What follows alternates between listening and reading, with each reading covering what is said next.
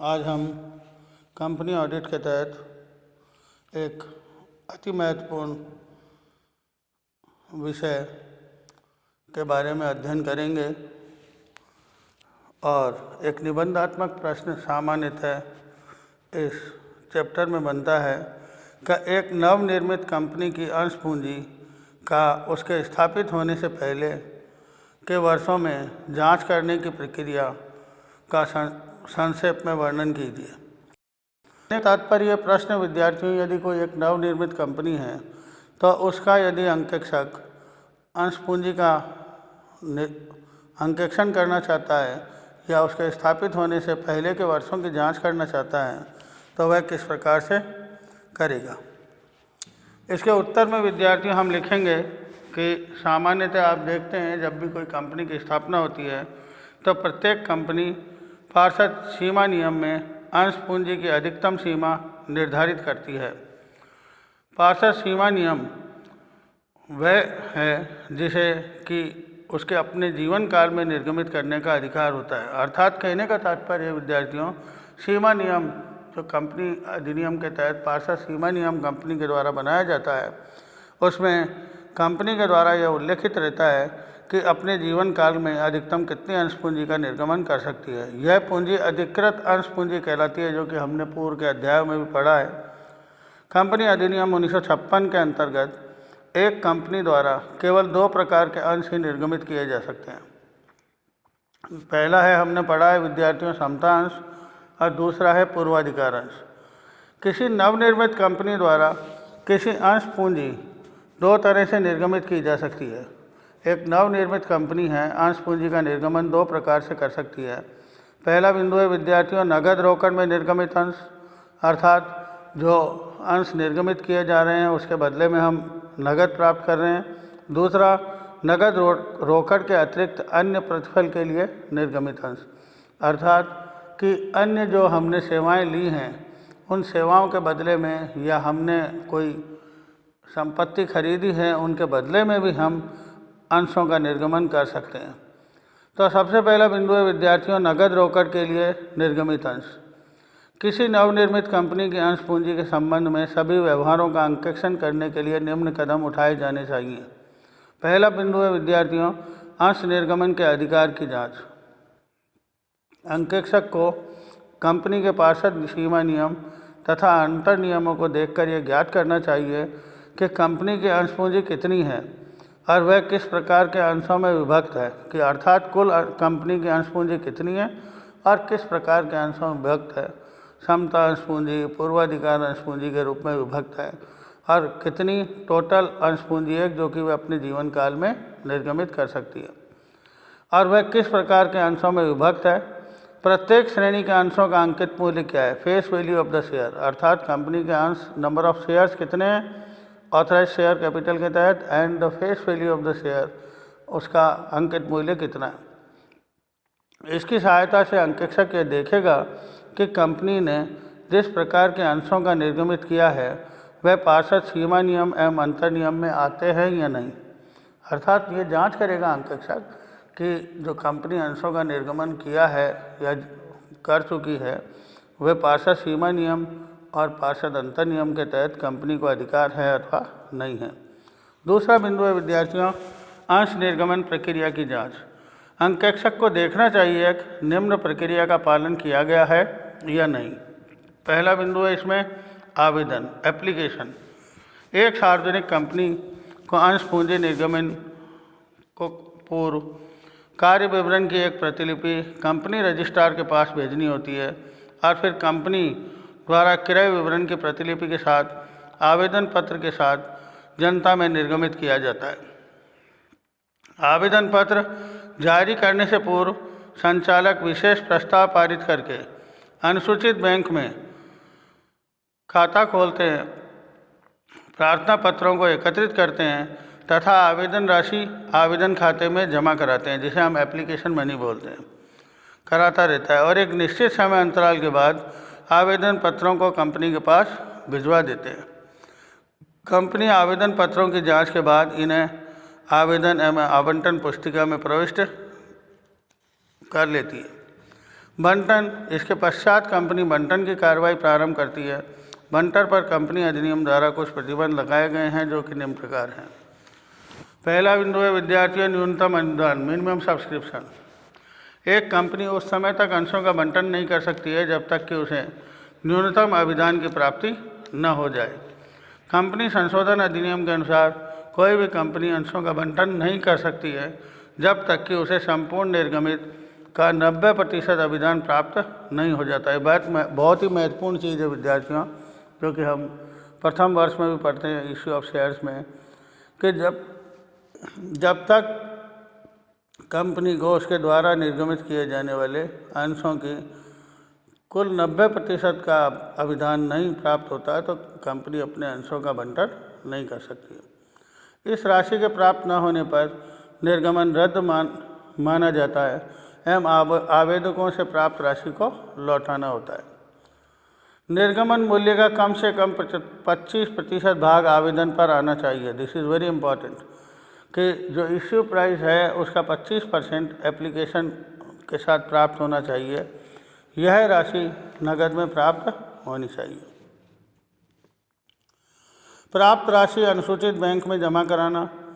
आवेदन पत्रों के साथ प्राप्त समस्त धनराशि जब तक अनुसूचित बैंक में जमा रहेगी तब तक की कंपनी को व्यापार आरंभ करने का प्रमाण पत्र नहीं मिल जाता है। यदि ऐसा प्रमाण पत्र पहले ही मिल चुका है तो यह राशि न्यूनतम अभिदान राशि प्राप्त होने तक जमा रहेगी। न्यूनतम अभिदान राशि प्राप्त करने की अवधि। एक कंपनी 30 दिनों के लिए निर्गमन खुला रख सकती है। यदि कंपनी इन 30 दिनों में न्यूनतम अभिदान की प्राप्ति नहीं होती है तो आवेदक से प्राप्त राशि आगामी 12 दिनों में लौटानी होगी। ये महत्वपूर्ण नियम है। यदि 30 दिनों में न्यूनतम अभिदान राशि प्राप्त नहीं होती है तो आवेदकों से प्राप्त राशि आगामी 12 दिनों में लौटानी होगी। अन्यथा दोषी अधिकारी को 15% ब्याज चुकाने के लिए उत्तरदायी ठहराया जाएगा या उत्तरदायी होगा। अगला बिंदु है विद्यार्थियों स्थापना का प्रविवरण। यदि किसी सार्वजनिक कंपनी प्रविवरण निर्गमित नहीं किया है तो वह अपने अंश उस समय तक बंटित नहीं कर सकती है जब तक कि उसमें प्रविवरण का स्थापनापन प्रविवरण रजिस्ट्रार के पास भेज नहीं दिया गया। तो कहने का तात्पर्य है, यदि कोई सार्वजनिक कंपनी प्रविवरण निर्गमित नहीं करती है तो उस समय तक अंशों का आवंटन नहीं कर सकती है जब तक कि उसके प्रविवरण का स्थापनापन अर्थात प्रविवरण का विवरण रजिस्ट्रार के पास नहीं भेजा गया। रजिस्ट्रार को आवंटन रिटर्न भेजना। आवंटन कार्य पूर्ण हो जाने के पश्चात कंपनी को रजिस्ट्रार के पास आवंटन रिटर्न भेजना आवश्यक है। इसमें आवंटन संबंधी सभी आवश्यक सूचना होती है। इस रिटर्न के साथ कंपनी के सचिव या संचालकों द्वारा यह घोषणा पत्र भी दिया जाता है कि कंपनी आवंटन संबंधी समस्त वैधानिक आवश्यकताओं की पूर्ति कर ली गई है। यह आवंटन के 30 दिन के अंदर भेज दी गई है। दूसरा महत्वपूर्ण बिंदु है इसी के अंदर का विद्यार्थियों, अगला मेजर पॉइंट, आवंटन पर याचना राशि। यदि कंपनी की संपूर्ण राशि किस्तों में मांगी गई है तो ऐसी मांगी गई राशि के संबंध में अंतर नियमों में निम्न बातें हो सकती हैं। पहला बिंदु है मांग राशि मांगना, स्थगित करने या निरस्त करने का अधिकार संचालकों को होता है। दूसरा, प्रत्येक मांग राशि अंकित मूल्य के 25% अधिक नहीं होनी चाहिए। कहने का तात्पर्य है जो मांग राशि है that should not be more than 25% of the face value of the share. तीसरा है प्रत्येक अंशधारी को इसकी सूचना 14 दिन पहले मिल जानी चाहिए। चौथा बिंदु है 2 मांगों के मध्य कम से कम 1 माह का अंतर होना चाहिए। पांचवा बिंदु है विद्यार्थियों, कंपनी बकाया मांग राशि पर 5% की दर से ब्याज मांग सकती है। छठा बिंदु है विद्यार्थियों, अग्रिम मांग राशि पर 6% की दर से ब्याज दिया जा सकता है। तीसरा महत्वपूर्ण बिंदु है विद्यार्थियों, अंकेक्षण को जो कार्य करने चाहिए एक नवनिर्मित कंपनी की स्थापना के पूर्व के लेखों की जांच करने के लिए प्रारंभिक लेखे की पुस्तकों की जांच। यदि अंशों का निर्गमन नगद प्रतिफल के बदले में किया गया है तो रोकड़ बही एवं मुख्य जर्नल प्रविष्टियाँ की जाती है। अंकेक्षक को इन पुस्तकों की जांच बैंक के द्वारा भेजी सूचियों से तथा आवेदन पत्रों से की जानी चाहिए अंकेक्षक द्वारा। चौथा बिंदु है खतौनी की जांच, पोस्टिंग इन द लेजर। अंकेक्षक को देखना चाहिए कि खाता बही में सही खतौनी की गई है। अंकेक्षक को सदस्यों के रजिस्टर से यह ज्ञात करना चाहिए कि अंशों पर कुल कितनी रकम मांगी गई और इसका मिलान अंश पूंजी खाते के जोड़ से या योग से करना चाहिए। अगला बिंदु है विद्यार्थियों 5वां चिट्ठे में निरूपण, प्रेजेंटेशन इन बैलेंस शीट कि किस प्रकार से इसका निरूपण किया गया है। अंकेक्षक को देखना चाहिए कि अधिकृत पूंजी को चिट्ठे में अलग से लिखा गया है। दूसरा बिंदु है यदि एक ही प्रकार के अंश निर्गमित किए गए हैं तो इसे इक्विटी अंश पूंजी के नाम से दिखाया गया है। तीसरा बिंदु है विद्यार्थियों चिट्ठे में यह भी देखना चाहिए कि प्रत्येक श्रेणी के अंशों पर कितनी रकम मांगी जा चुकी है। अगला महत्वपूर्ण बिंदु है विद्यार्थियों इसी प्रश्न के तहत नवनिर्मित कंपनी के अंशों की जांच, अंशों के संबंध में जांच में अंकेक्षक को क्या क्या जानकारी या क्या क्या जांच करनी चाहिए। छठा बिंदु प्रीमियम पर अंशों का निर्गमन। यदि कंपनी अपने अंशों को अंकित मूल्य से अधिक मूल्य पर निर्गमित करती है तो इसे प्रीमियम पर अंशों का निर्गमन कहा जाता है। अंकेक्षक को देखना चाहिए कि प्रीमियम की राशि के नाम से अंकेक्षक को देखना चाहिए कि प्रीमियम की राशि को सिक्योरिटी प्रीमियम के नाम से दिखाया गया है। इस राशि का उपयोग निम्न कार्यों के लिए ही किया जा सकता है जो कि पूर्व में भी हम पढ़ चुके हैं विद्यार्थियों। पहला, पूर्ण प्रदत्त बोनस अंशों के निर्गमन करने के लिए, to issue fully paid up bonus shares. दूसरा, प्रारंभिक खर्चों को अप्लिकेट करने के लिए, to write off preliminary expenses.